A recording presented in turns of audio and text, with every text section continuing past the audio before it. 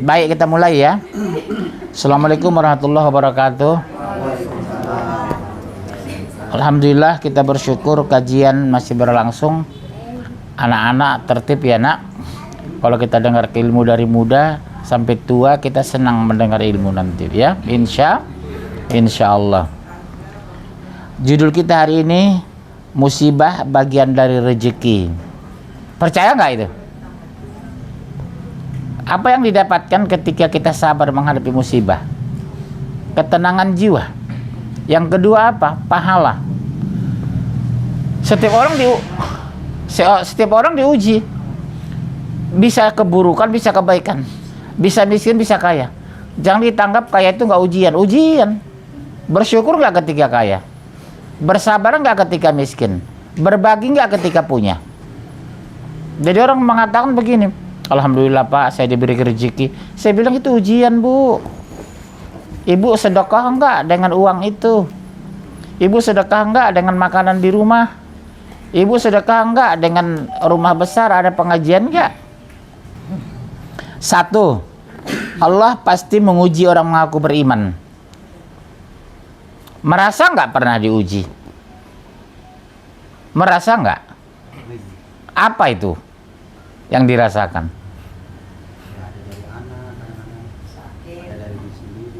Istri bawel itu ujian. Iya.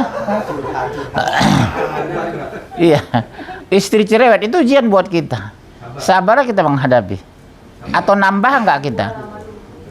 Siapa sini istrinya yang cerewet? Oh, lagi di Semarang Pak orangnya. Iya, istri cerewet itu ujian buat suami. Sabar enggak menghadapinya. Karena sudah kodratnya mungkin wanita itu cerewet. Bawelnya positif sih sebenarnya. Misalnya kita pakaian nggak diganti, mandi terlambat, pulang malam, tujuannya bagus. Cuma kadang risih kita kalau ngomel terus. Udah di kantor diomelin pimpinan, di rumah diomelin istri, waktu kecil diomelin ibu. Terus kapan kita tenang laki-laki nih ya? Iya, nggak pernah aman kita laki-laki ini. Makanya yang paling gampang masuk surga itu kita loh. Mereka ini termasuk paling lama masuk surga, perempuan. Tahu kenapa? Dosa mulut. Ngomongin orang, ngomongin mertua, ngomongin itu, ngomongin ipar, ngomongin suami. Kalau kita kan nggak mau ngomongin orang kalau ngobrol. Yang kita ceritakan paling masa lalu, hobi. Ketemu dengan kawan, Bapak asli dari mana Pak? Hobi apa Pak? Berapa lama di Jakarta? Kalau wanita enggak, cerita suami dia. Oh suami saya Bu pelit katanya.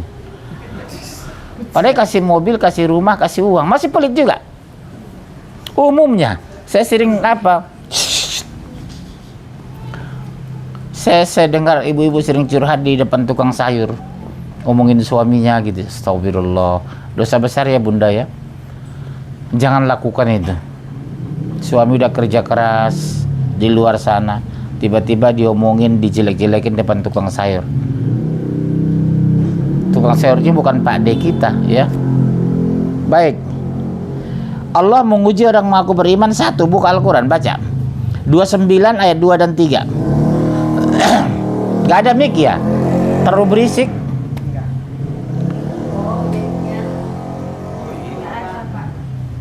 29, 2 dan 3, ayo. Baca, siapa yang baca?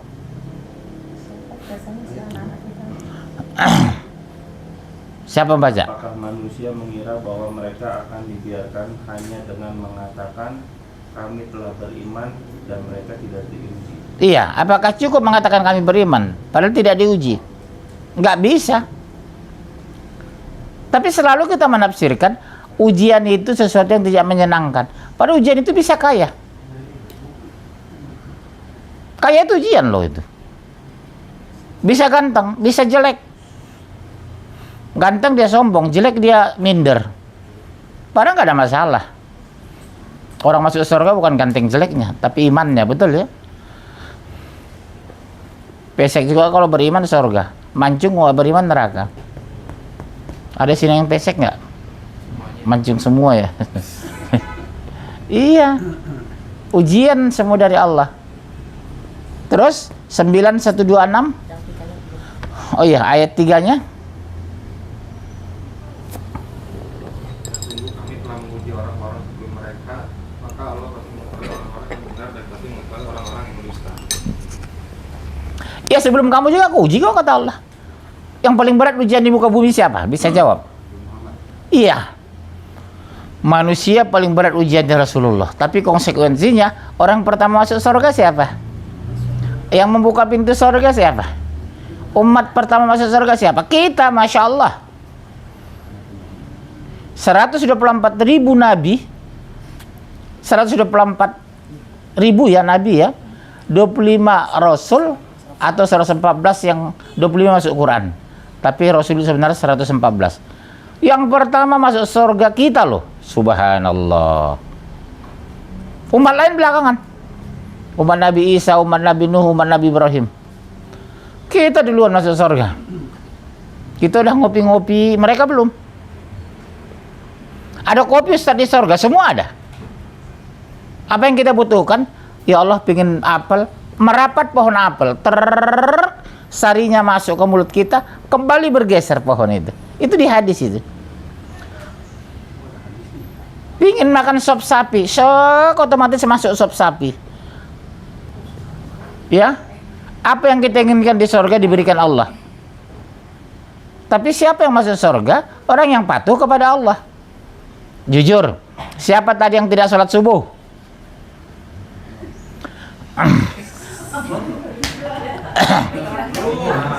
Ya.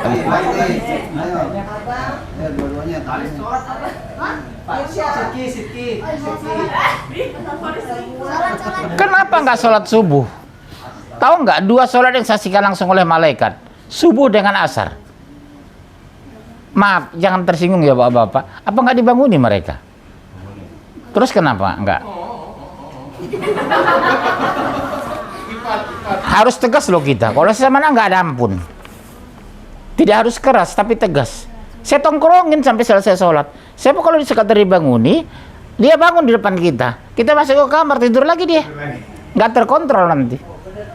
Kalau saya ikuti terus. Wudhu saya tongkrongin. Sholat sampai selesai. Udah tidur silakan, boleh tidur lagi. Hah? Siram air, tapi jangan seember, percikan aja. Kasurnya kan basah, kasihan. Zaman dua lagi, panas doang Pak. Zaman airnya enggak Pak. Mendingan kasur basah daripada kebakaran neraka ya. Jadi saya mohon kepada sahabat-sahabat, ke orang tua di sini, tegas loh masalah sholat itu.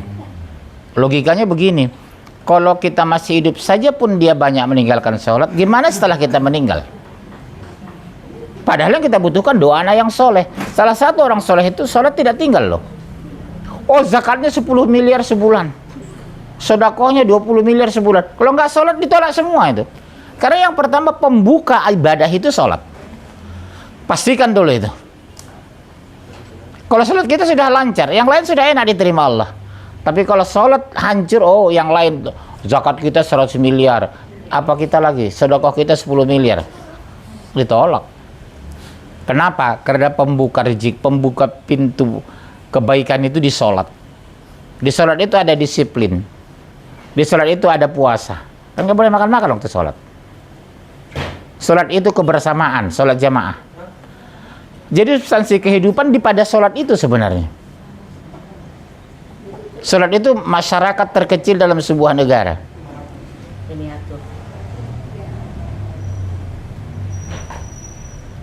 Dia, dek, nak, halo, jangan pernah tinggal sholat ya nak.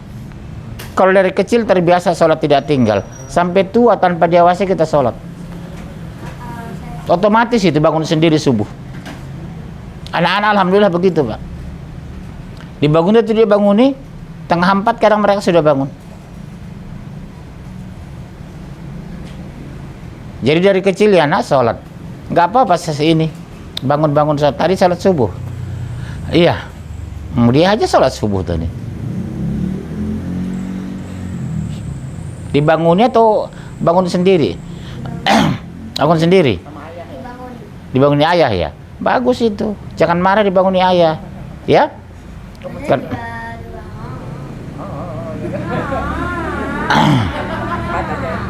polisi. Oh iya. Mana bapaknya ini? Mana Kok- bapaknya tunjuk? Oh iya. Galak nggak bapak di rumah? Sedang. Sedikit katanya.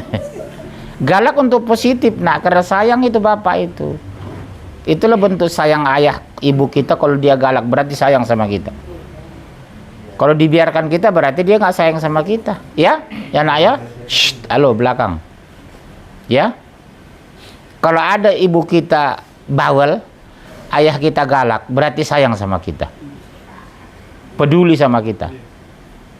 Ini ayahnya galak nggak? Enggak ya. Yang punya rumah. Iya, galak nggak ayah?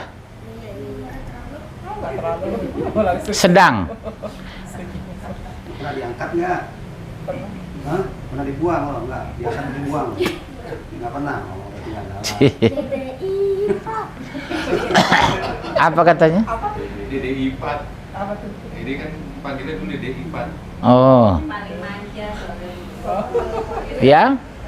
Kalau ayah galak, ibu bawel, itu contoh orang tua yang baik. Berarti sayang sama kita. Yang bahaya itu orang tua kita masa bodoh. Mau makan kek, mau enggak kek, berarti nggak peduli sama kita. Siapa namanya? Botak. Oh, Paris. Bagus namanya. Paris SM, RM. Namanya lengkap. Nama lengkapnya siapa? Muhammad Muhammad Faris. Faris Darmansyah. Wah, bagus itu. Panggilannya Paris. Mansyah. Habis. SH. Susah hidup. Ya. Coba dibaca surat 2135, baca. 2135.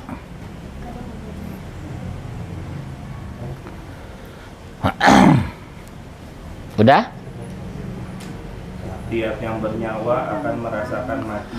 Kami akan menguji kamu dengan keburukan dan kebaikan sebagai cobaan, dan kamu akan dikembalikan hanya kepada kami. Apa arti ayat itu? Semua perbuatan kita diminta pertanggungjawaban. Ini besok kelihatan rekaman di padang mahsyar loh. Saya ngisi di sini kelihatan. Sangat malu kita tonton nenek apa kita besok cucu, anak. Kalau kelakuan kita nggak benar. Ternyata kakek waktu anak muda preman. Oh, ternyata mama nyolong nenas di kampung. Mulai dari balik sampai kita meninggal ditunjukkan semua rekaman di padang mahsyar. Ditonton semua orang. Allahu Akbar. Kecuali ya, dosa kita sudah diampuni. Jadi tidak ada gambaran itu lagi. Makanya bertobat. Tubu ilallahi taubatan nasuha. Sebelum meninggal bertobat. Astagfirullah, astagfirullah, astagfirullah wa atubu ilaih. Begitu menjelang meninggal kita, dosa kita sudah hapus. Jadi besok rekaman kejahatan kita, keburukan kita, malasnya kita, badungnya kita nggak ada lagi kelihatan. Tapi kalau tidak sempat bertobat atau tobat tidak diterima Allah, kan tidak semua tobat diterima. Contohnya siapa? Tobat siapa yang ditolak? Firaun. Siapa lagi? 3 orang yang tolak tobat itu kan. Siapa lagi? Korun. Neraka kan mereka. Bukan nggak bertobat mereka menjelang meninggal, tapi tidak diterima Allah. Tidak semua orang bertobat diterima loh. Tergantung siapa yang dikehendaki Allah. Kalau nggak dikehendaki ya nggak ada. Contohnya itu Korun, neraka dia. Orang paling kaya di dunia. Firaun, orang paling berkuasa di dunia. Tapi di akhirat neraka jahanam. Khalidina fiha abadah. Orang sederhana mendengar kata neraka itu, padahal mengerikan loh. Nggak ada apa-apanya api di dunia ini. Catnya bukan main. Begitu hancur mati dihidupkan kembali, hancur mati dihidupkan kembali, hancur mati dihidupkan kembali, terus. Kecuali ada orang tua kita meminta ampun dan Allah mengampuni. Iya, mungkin kita keluar. Orang tua kita orang soleh, mak kita orang soleh.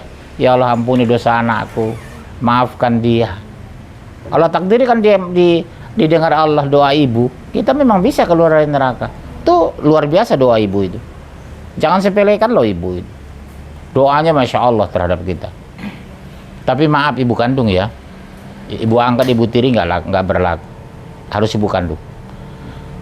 Kedua, ibu kita memang orang soleh. Doa, hah? Bisa berdoa nggak? Hah? Kalau di dalam neraka bisa berdoa nggak? Nggak ada kesempatan, disiksa terus. Makanya mendoakan kita ibu kita yang di surga. Ya Allah, ampunin dosa anakku ya Allah, keluarkan dari neraka ya Allah. Karena kasih sayang Allah, doa seorang ibu yang soleh bisa keluar anaknya. Dimandikan di telaga Rasul. Sebelum masuk surga dimandikan telaga Rasul. Antara surga dan neraka ada telaga, namanya telaga Rasul. Sudah mandi bersih, baru masukkan ke surga. Kita udah ngopi-ngopi, dia baru masuk surga. Iya, 2000 tahun di neraka. Nauzubillah. Kita biasa dibiarkan ngintip penduduk neraka. Sekarang intip penduduk neraka, perolok-olok mereka kata Allah. Kita lihat nauzubillah, teman akrab kita ternyata di dalam. Ada lagi nauzubillah, anak kandungnya neraka itu ternyata. Nauzubillah, ibu kandungnya neraka. Mau bilang apa? Tinggal menangis kita mengintip ibu itu. Nauzubillah ya. Jadi bisa teman akrab neraka itu. Kita ngintip. Memang disuruh. Perolok mereka kata Allah. Ya dek, halo. Makanya sholat jangan tinggal ya nak ya. Disuruh atau tidak disuruh sholat. Berat neraka itu. Ayah nggak bisa nolong lagi. Kalau ayah masuk surga masih mendingan bisa berdoa. Maaf bicara. Kalau ayahnya nggak masuk surga, sama-sama neraka. Dosa pertanggungjawaban. Iya. Yang kedua, mengerikan pertanggungjawaban kita. Semakin banyak anak kita, semakin berat pertanggungjawaban. Anak 7, kira-kira orang soleh nggak 7-7-nya? Biasanya 4 soleh, 3 salah. 4 rajin sholat, 3 preman. Yang satu agen sabu-sabu, yang satu bos ganja, yang satu apa lagi? Preman, bos judi. Oh, kasihan orang tuanya itu. Bukan dosa anak dipindahkan ke orang tua, tapi dosa pertanggungjawaban. Kenapa dulu nggak mendidik anakmu kata Allah? Tapi kalau kita didik anak sudah dengan benar, nggak ada masalah. Rekaman kan ada kita nyuruh anak sholat. Ya Allah, aku nyuruh anak sholat setiap waktu. Sampai kapan? Sampai aku mati ya Allah. Makanya kalau bunda menegur kalian antum gitu ya, jangan marah. Saya kan sudah nikah ma. Kenapa masih diingatkan sholat saya? Kewajiban. Sholat nak. Ibu saya begitu sampai meninggal. Terus-terusan kami diingatkan itu. Sampai meninggal dia. Kenapa bawel katanya? Karena kami bisa bertanggung jawab. Jadi kita jangan merasa bosan nyuruh anak sholat, nggak bisa bosan sampai mati kita, atau anak itu mati duluan. Harus diingatkan terus. Makanya azan 5 kali sehari semalam. Emangnya orang nggak tahu waktu sholat? Tahu. Tapi kenapa harus azan? Mengingatkan. Hayya 'alas sholeh, kita sedang tiduran. Masya Allah, udah zuhur ya. Kita tidur siang. Hayya 'alas sholeh, Masya Allah, udah masuk asar. Seandainya mungkin gak ada azan di masjid, gak terbangun kita itu. Itulah fungsi peringatan itu. Azan itu kan mengingatkan. Ya, udah. Yang kedua, sakit bagian dari ujian yang tidak disenangi, pasti. Ada nggak yang senang kalau sakit? Flu aja kita terganggu. Bismillahirrahmanirrahim. Bersin saja terganggu kita sholat, apalagi demam. Ya, sakit itu padahal menggugurkan dosa kalau kita ikhlas. Seperti orang stroke itu, tiap hari dosanya gugur, begitu habis dosanya meninggal dia. Masya Allah. Kelihatan secara lahiriah, kasihan ya Pak, ibu itu stroke udah 20 tahun. Pada takdir Allah ingin menghapuskan dosa. Maaf bicara, mungkin dulu waktu muda nggak kenal Islam, tidak ngerti sholat, melawan orang tua segala macam. Allah ingin menggugurkan dosanya. Caranya bagaimana? Bikin sakit. Sabar nggak dia? Kalau ikhlas menghapuskan dosa. Tapi secara lahiriah kita kasihan. Kasihan ya ibu itu, udah 20 tahun sakit-sakitan. Padahal menguntungkan dia, dosanya hapus. Bagi orang beriman, sehat dia bersyukur, sakit dia bersabar. Kenapa? Dosanya diampuni. Sehat dia beribadah dengan tenang. Sakit dia, dosa diampuni. Sama-sama untung sebenarnya. Makanya orang beriman kalau sakit nggak mengeluh, malah bersyukur. Dosanya diampuni hari demi hari. Masya Allah. Tapi nggak boleh minta sakit loh. Atau tidak boleh minta mati, nggak boleh. Ya Allah matikan hamba, nggak perlu. Waktunya sudah pasti. Ya, kita minta panjang umur. Kalau pendek meninggal. Kita minta pendek, ternyata dipanjangkan. Nah, 11 ayat 11. Baca. Sakit menggugurkan dosa. 11 ayat 11. Orang-orang yang sabar dan mengerjakan kebajikan, mereka memperoleh ampunan dan pahala yang besar. Coba lihat. Syaratnya sabar. Dosa diampuni. Ya, dosa digugurkan. Tapi harus sabar. Tapi sabar itu ikhlas, bukan sabar keluhan. Ada nggak sini orang sakit-sakitan? Ada? Enggak ya? Sehat semua ya? Surat 6 ayat 17-18.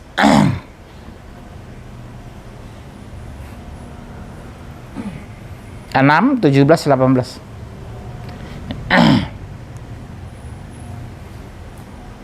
Dan jika Allah mengirimkan kebenaran kepadamu, tidak ada yang dapat menghilangkannya selain Dia. Dan Dia juga mendatangkan kebaikan kepadamu, maka Dia Maha Kuasa atas segala sesuatu. Allah mendatangkan kebaikan sekaligus mendatangkan keburukan. Tapi orang biasa nyaman ketika sehat. Begitu sakit mulai mengeluh. Harusnya nggak begitu dong.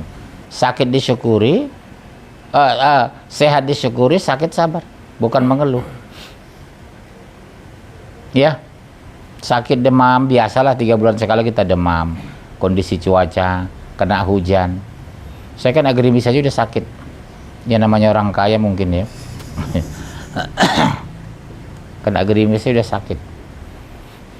Ya, surat 26 80 sampai 82. 26 80 sampai 82.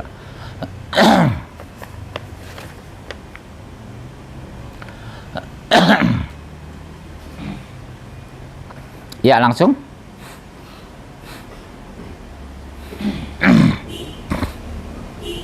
Apabila aku sakit, Dialah yang menyembuhkan aku, dan yang akan mematikan aku kemudian akan menghidupkan aku kembali. Siapa yang menyembuhkan? Bukan dokter kan? Tugas dokter apa? Hanya mengobati. Kalau dokter yang menyembuhkan, kenapa dokter sakit? Dokter meninggal duluan dari saya. Logikanya dia kan ngerti obat. Nyatanya dia sakit. Ya maaf, pernah saya perogogi dokter saya, kakinya korengan berbulan-bulan gak sembuh-sembuh. Dokter loh, kaki korengan. Masa nggak tahu obat dia? Tapi karena sakit itu dari Allah. Bisa dokter korengan. Nggak masuk akal sebenarnya. Tapi kenyataan itu. Karena penyakit dari Allah. Penyebabnya manusia. Contohnya tidak menjaga kebersihan. Ya. Kemudian sakit bagian ujian yang tidak disenangi, tapi dapat pahala tanpa batas. Asal ikhlas. 39:10. Akan diberikan pahala tanpa batas kepada orang yang sakit tapi sabar. Surah 39 ayat 10. Katakanlah Muhammad, wahai hamba-hambaku yang beriman, bertakwa kepada Tuhanmu. Bagi orang-orang yang berbuat baik di dunia ini akan memperoleh kebaikan. Dan bumi Allah itu luas. Hanya orang-orang yang bersabarlah yang disempurnakan pahalanya tanpa batas. Coba lihat, hanya orang yang bersabar pahalanya disempurnakan, pikirannya ditenangkan, hidupnya dikuatkan, ekonominya dibantu. Orang sabar. Justru zaman sekarang itu yang banyak tidak sabar. tidak sabar menghadapi kemiskinan, tidak sabar mendengar gunjingan, gampang emosi, gampang marah, gampang tersinggung. Kalau begitu susah kita bergaul, karena di luar sana pergaulan banyak, ada yang baik, ada yang buruk, ada yang cerita benar, ada cerita yang salah, ada fitnah. Padahal fitnah itu, kalau kita fitnah pahalanya besar loh. Dosa kita pindah sama dia, pahala dia pindah sama kita. Kalau kita fitnah orang, sebenarnya pada dasarnya kita bersyukur. Dosa kita pindah sama dia itu, pahala dia pindah sama kita. Asal kita sabar di fitnah. Kemudian sakit mengangkat derajat seorang mukmin. Surat 2 155 157. Ternyata sakit itu mengangkat derajat seseorang jika sabar. 2 155 157. Dan kami pasti akan menguji kamu dengan sedikit ketakutan, kelaparan, kekurangan harta jiwa, dan buah-buahan. Dan sampaikanlah kabar gembira kepada orang-orang yang sabar. Loh, kekurangan makan, kekurangan buah-buahan, kekurangan itu, tapi dibilang sampaikan kabar gembira. Kenapa sampai ujung ayat itu kontroversi dengan awal ayat? Kok dikasih hidup susah dikatakan kabar gembira? Apa itu? Karena kalau sabar diberikan surga, dimiskinkan kita. Nah, udah baca? Yaitu orang-orang yang apabila ditimpa musibah mereka berkata innalillahi wa inna ilaihi raji'un. Itulah orang kalau beriman, tidak mengeluh. Aduh, kenapa saya sakit? Aduh, kenapa gagal bisnis saya? Aduh, kenapa nggak menang tender saya? Orang beriman itu hanya itu. Menang Pak, innalillah, kalah saya. Subhanallah. Hidupnya tenang dia, pasrah. Kalau bahasa Medannya legowo. Orang Medan itu ya. Legowo. Ya. Mereka itulah yang memperoleh ampunan dan rahmat dari Tuhannya, dan mereka itulah orang-orang yang mendapat petunjuk. Udah dapat ampunan, dapat rahmat, dapat petunjuk lagi.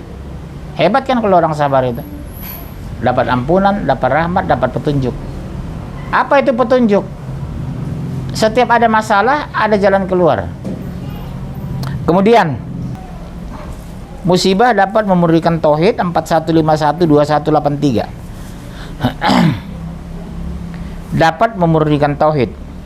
Surahnya 4151 2183.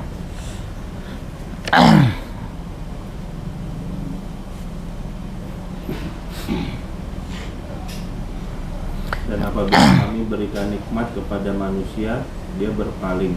Op. Begitu kaya dikit tinggal sholat, kaya dikit sombong, kaya dikit liburan ke puncak. Bukan sedekah. Waktu miskin, ke masjid terus. Zuhur, asar, maghrib, isya, subuh ke masjid. Begitu kaya dikit ke puncak. Lebaran aja di puncak dia. Idul Adha. Ditransfernya uang untuk kurban, dia tinggalkan tempat, dia main di puncak sama anak istri. Padahal yang paling abdul itu menyaksikan penyembelihan kurban, kedua memakan daging kurban. Banyak orang sekarang sepele ya, dikirimnya uang sama panitia, berapa Pak sapi? Misalnya 18 juta gitu ya. Udah, saya sapi satu, transfer, berangkat ke puncak dia. Subhanallah.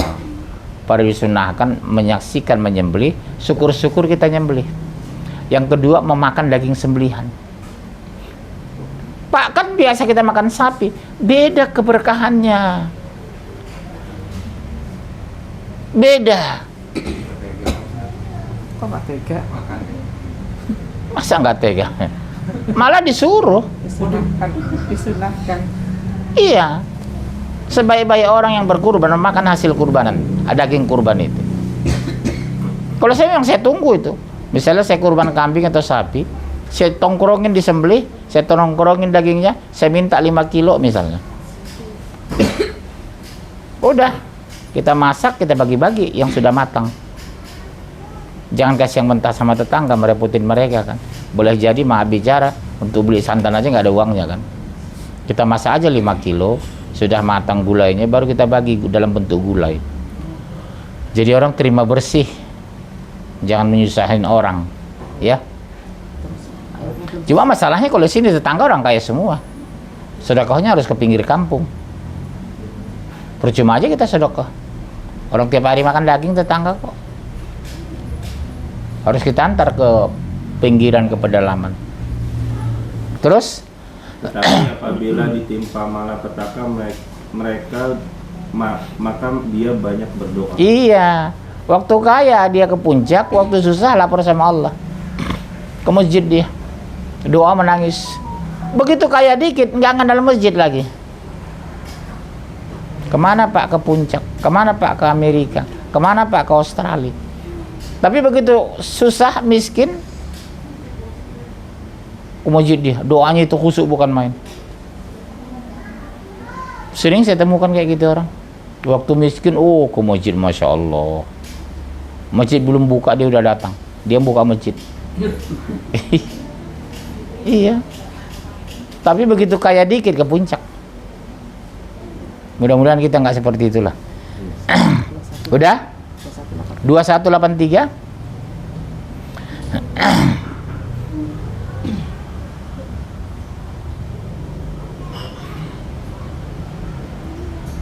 Dan ingatlah kisah Ayub ketika dia berdoa kepada Tuhannya, ya Tuhanku, sungguh aku telah ditimpa penyakit, padahal Engkau Tuhan yang Maha Penyayang dari semua yang penyayang. Ayub itu sakit-sakitan.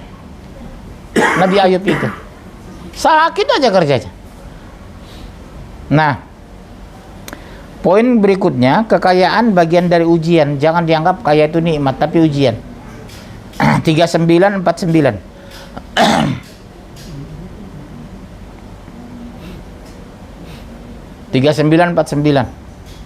Maka apabila manusia ditimpa bencana, dia menyeru kami. Kemudian apabila kami memberikan nikmat kami kepadanya, dia berkata, sesungguhnya aku diberi nikmat ini hanyalah karena kepintaranku. Iya, saya kan S3 dari Jerman, wajar dong kayak orang kaya. Gitu. Suami saya kan S3 dari Perancis, wajar dong bisa beli mobil mewah. Mulai belagu. Ini kan karena kepintaranku. S3 saya, gitu. Banyak yang gitu kan. Rumah bapak besar ya, wajar lah Pak. Saya S3, ngajar di mana-mana. 1 jam 3 juta katanya. Bukan dibilang takdir Allah Pak, ada rezeki dari Allah. Saya beli rumah ini. Bagus ya mobil bapak. Alhamdulillah Pak, diberikan Allah rezeki. Jarang kan orang tawaduk gitu. Selalu mengatakan ya wajar Pak, saya kan mengajar di mana-mana gitu. Ya Allah, sombongnya kita itu. Terus, udah. Sebenarnya itu adalah ujian, tetapi kebanyakan mereka tidak mengetahui. Ujian kok kata Allah. Poin kekayaan bagian dari ujian. Udah. 3949. 3952. Dan tidaklah mereka mengetahui bahwa Allah melapangkan rezeki bagi siapa yang Dia kehendaki dan membatasinya bagi yang Dia kehendaki. Sesungguhnya pada yang demikian itu terdapat tanda-tanda kekuasaan Allah bagi kaum yang beriman. Makanya ibu jangan ngotot minta rezeki sama suami. Udah segitunya sudah. Udah takdir. Jangan salahkan suami. Kerja keras dong Pak. Udah segitu takdirnya. Syukuri aja. Gak usah ngotot minta rezeki. Udah ada garisnya sebegitu. Orang kayak saya lihat kadang santai, tapi kaya raya. Kadang kerja keras kayak buru-buru pelabuhan itu. Hidupnya susah. Udah takdir. Ayat terakhir. Musibah saran untuk muhasabah. Tahu muhasabah itu? Introspeksi. Oh iya ya. Kenapa sih terus-menerus aku seperti ini? Kenapa sih aku terus-menerus begini? Jadi introspeksi kita. Ya, 572223. Al-Hadid 572223. Saya lihat saatnya udah terhidang, kita akan makan insyaallah. Setiap bencana yang menimpa di bumi dan yang menimpa dirimu sendiri, semuanya telah tertulis dalam kitab Lauhul Mahfuz sebelum kami mewujudkannya. Sungguh yang demikian itu mudah bagi Allah. Tahu kapan takdir kita sudah tentukan? 50.000 tahun sebelum kita dicipta, langit dan bumi ciptakan. Udah tetapkan takdir. Kan luar biasa itu ya.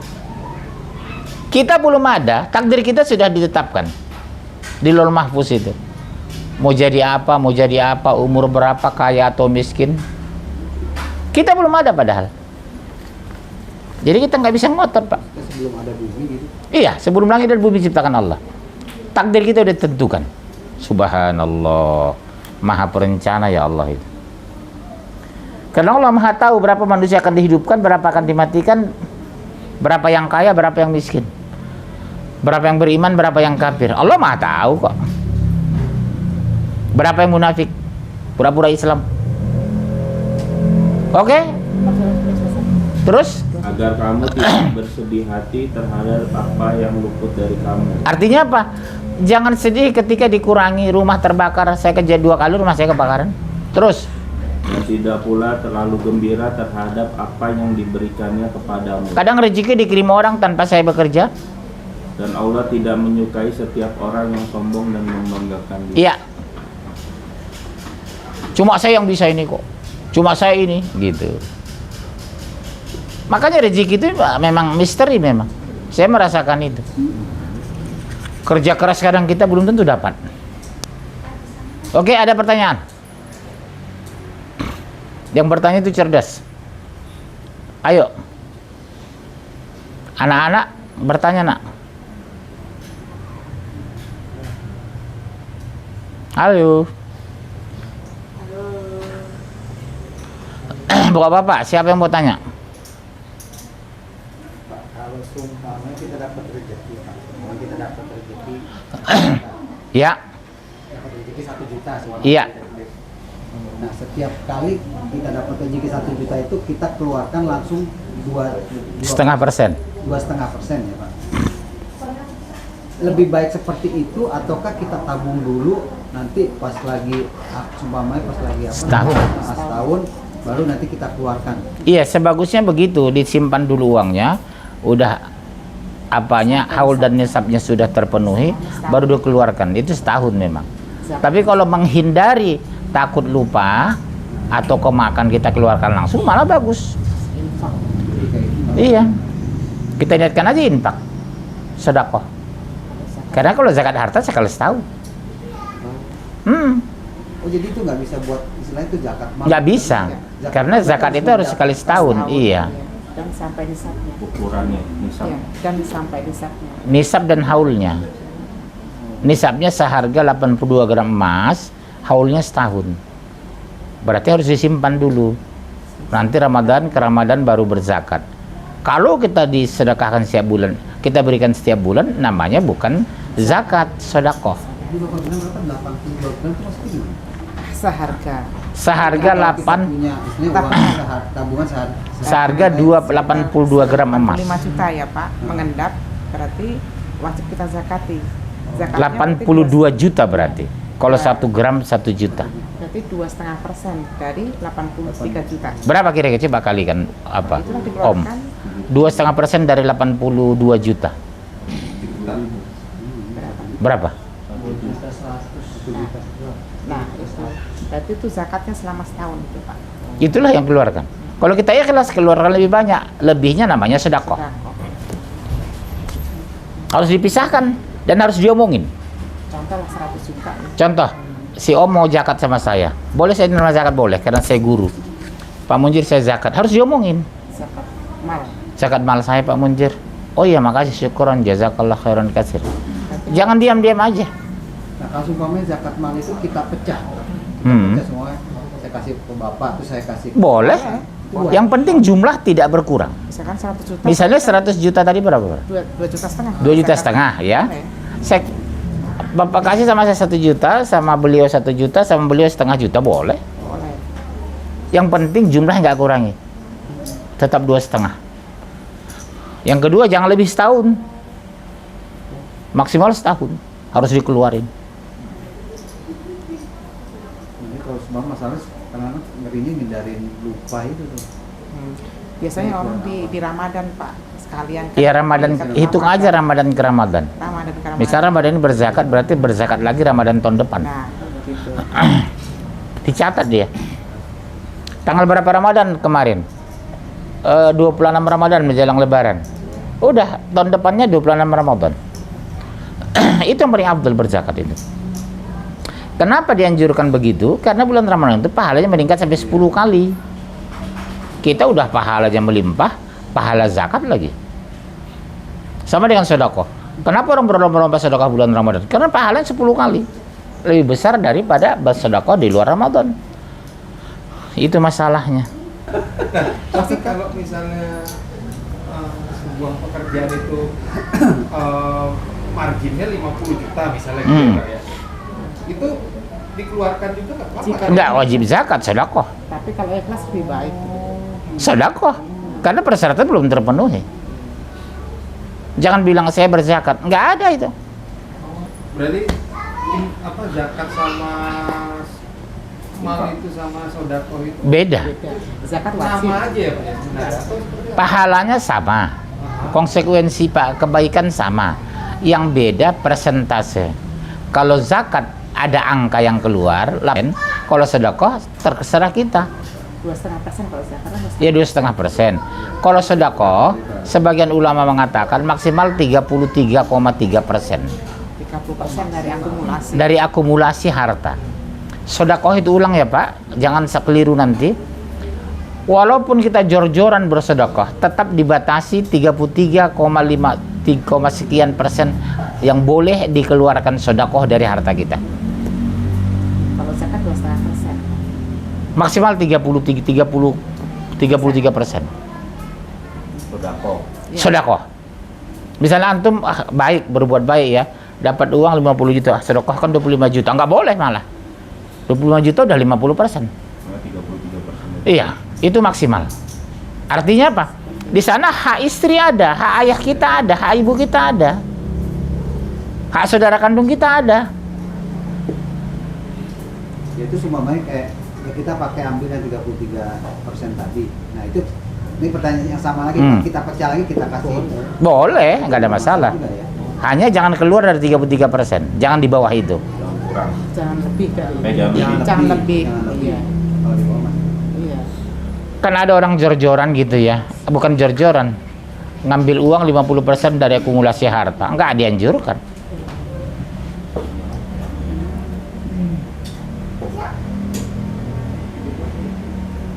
Tapi jarang loh orang kayak gitu. Kalau 3 miliar aja 33%. Berarti 1 miliar ya. Atau 1 M. aneh-aneh. Kalau dapat 3 M kan berarti yang maksimal 1 M. Tapi jarang yang Iya, ikhlas sepertiga. ya. Infak. Berarti 1 M. Kira-kira orang-orang kaya yang punya uang segitu mau nggak mengeluarkan itu? Kayaknya berat ya. Berat. Apalagi yang punya triliunan. 25 miliar loh zakat 1 triliun itu. 25 miliar bukan sedikit.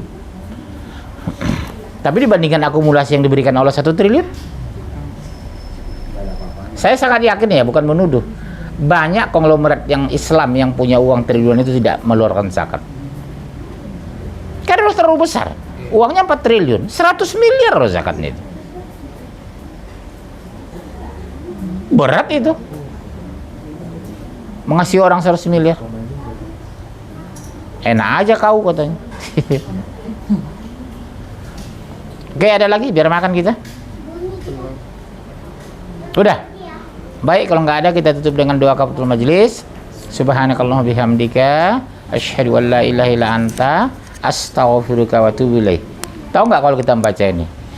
Kalau ada kebohongan, dusta, dosa ketika pengajian dihapuskan Allah. Itulah fungsi doa itu. Baik, udah cukup semua hidangannya. Nggak ada yang di belakang.